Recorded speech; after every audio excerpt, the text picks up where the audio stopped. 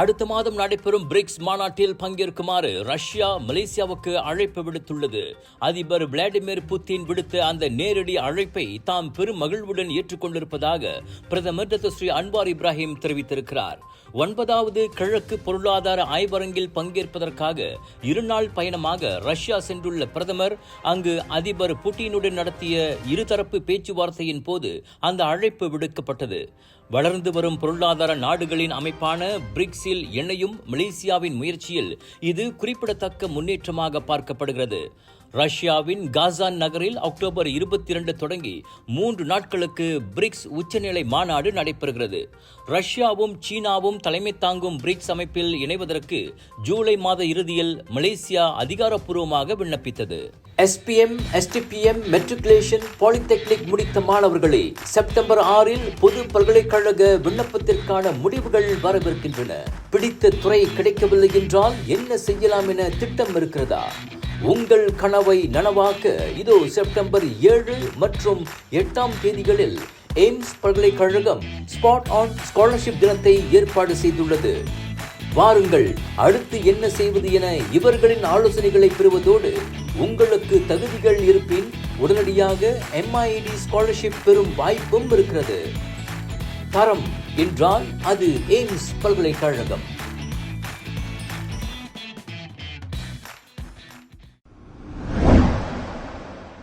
பெய்ஜிங்கில் உள்ள மலேசிய தூதரகத்திற்கு சீனாவின் வெளியுறவு அமைச்சு அனுப்பியிருந்த ரகசிய அரசு தந்திர ஆவணம் ஒன்று கசிந்த விவகாரம் குறித்து விஸ்மா புத்ரா போலீசில் புகார் செய்ய உள்ளது. அந்த ஆவணம் கசிந்ததில் அமைச்சைச் சேர்ந்தவர்களுக்கு தொடர்பு இருக்கிறதா என்பதை கண்டறிய உள் விசாரணையும் மேற்கொள்ளப்படும். பிப்ரவரி 18 தேதியிடப்பட்ட அந்த ஆவணம் குறித்து கடந்த வாரம் பிலிப்பீன்ஸ் நாட்டின் ஊடகம் ஒன்று கட்டுரை வெளியிட்டு அதிர்ச்சியை ஏற்படுத்தியது. 2 நாடுகளின் அதிகாரப்பூர்வ தொடர்பு முறையான அந்த ரகசிய ஆவணம் பொதுவில் கசிந்திருப்பதை கடுமையாக கருதுவதாக விஸ்மா புத்ரா கூறியது.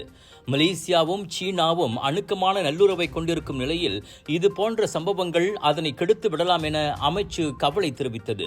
இவ்வேளையில் தென் சீன கடல் விவகாரத்தில் மலேசியாவின் நிலைப்பாட்டில் எந்த ஒரு மாற்றமும் இல்லை. 1979 ஆண்டு மலேசிய வரைபடத்தின் அடிப்படையில் நாட்டின் இறையாண்மையும் அது தொடர்பான உரிமைகளும் தொடர்ந்து கட்டிக்காக்கப்படும். தென்சீன கடல் பகுதியில் அமைதியும் நிலைத்தன்மையும் பாதுகாப்பும் நீடிப்பதை அரச தந்திர முறையில் சீனா உள்ளிட்ட மற்ற நாடுகளுடன் மலேசியா உறுதி செய்யும் என விஸ்மா புத்ரா தெளிவுபடுத்தியது. தென்சீன கடலில் பெய்ஜிங் உரிமை கோரும் பகுதியில் மலேசியா அத்துமீறி இருப்பதாக கசிந்த அந்த ஆவணத்தில் குறிப்பிடப்பட்டுள்ளது.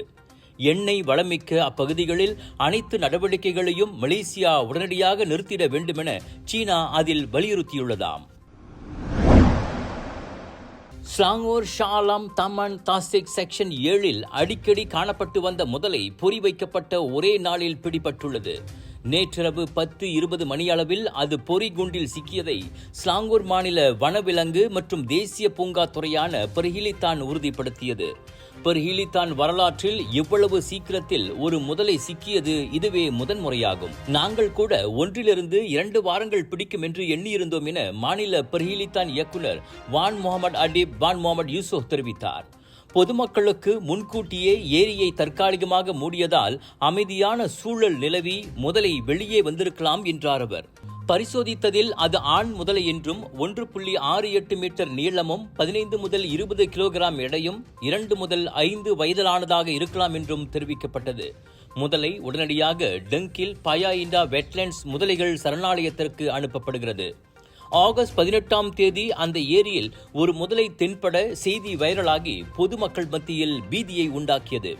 இதையடுத்து கோழியை தீனியாக்கி முதலையை பொறி வைத்து பிடிப்பதற்காக நேற்று காலை அங்கு 2 கூண்டுகள் வைக்கப்பட்டன.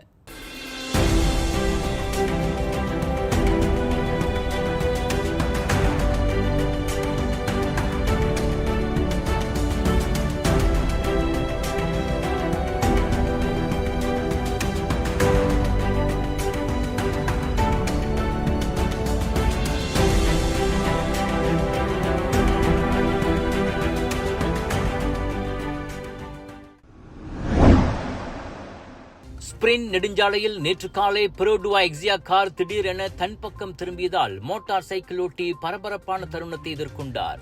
அந்த பரபரப்பான காட்சிகள் முகநூல் பக்கத்தில் பதிவேற்றப்பட்ட வீடியோவில் இடம்பெற்றுள்ளன. முன்னே சென்ற புரோடுவா மைவியும் எக்ஸியாவும் மோதிக்கொண்ட போது அச்சம்பவம் நிகழ்ந்தது. மைவியின் பின்பகுதியை மோதி எக்ஸியா திடீரென நடுப்பாதையில் திரும்பியதால் அவர் பாட்டுக்கு சென்று கொண்டிருந்த மோட்டார் சைக்கிளோட்டி தூக்கி வீசப்பட்டு சாலை கான்கிரீட் தடுப்புச் சுவரில் மோதி விழுந்தார். அவர் உயிர் பிழைத்ததாக நெடுஞ்சாலை தரப்பு உறுதி செய்தது. என்றாலும் அவருக்கு ஏற்பட்ட காயம் எந்த அளவுக்கு மோசம் என்பது தெரியவில்லை. கடைசியாக பார்த்த வரைக்கும் போலீஸ் தரப்பிலிருந்து அறிக்கை எதுவும் இன்னும் வெளியாகவில்லை. வீடியோவை பார்த்த நெட்டிசன்கள் சாலையில் பயணிக்கும் போது வாகன ஓட்டிகள் எந்த அளவுக்கு ஜாக்கிரதையாக இருக்க வேண்டும் என்பதற்கு இச்சம்பவம் மற்றொரு எடுத்துக்காட்டு என கருத்து பதிவிட்டு வருகின்றனர். உங்கள் சிறந்த ஆரோக்கியத்திற்கு அளவான எண்ணெயுடன் சிறந்த முறையில் தயாரிக்கப்பட்ட சைவம் அசைவத்திற்கும் பொருந்தும் சூப்பர் ஊறுகாய், பச்சை கொடி சிவப்பு மீன் சின்னம் கொண்ட ஸ்ரீ மீனாட்சி ஊறுகாய். நகரி சம்பிலான் ஸ்ரம்பானில் 10 வயது சிறுவன் ஓட்டிய கார் 2 வாகனங்களை மோதி விபத்துக்குள்ளானது. தாமான் அருவானா இம்பியான் ஜான் அருவானா 2இல் செவ்வாய்க்கிழமை இரவு 9:30 மணியளவில் அச்சம்பவம் நிகழ்ந்தது. அச்சிறுவன் ஓட்டிய காரில் மேலும் ஒரு 9 வயது சிறுவன் உடனிருந்துள்ளான். எனினும் அவ்விபத்தில் எவருக்கும் காயம் ஏற்படவில்லை. சிறுவன் ஓட்டி வந்த டொயோட்டா கொரோலா அவனது தந்தைக்கு சொந்தமானதாகும். உடனிருந்த சிறுவன் பக்கத்து வீட்டு பையன் என போலீஸ் விசாரணையில் கண்டறியப்பட்டது.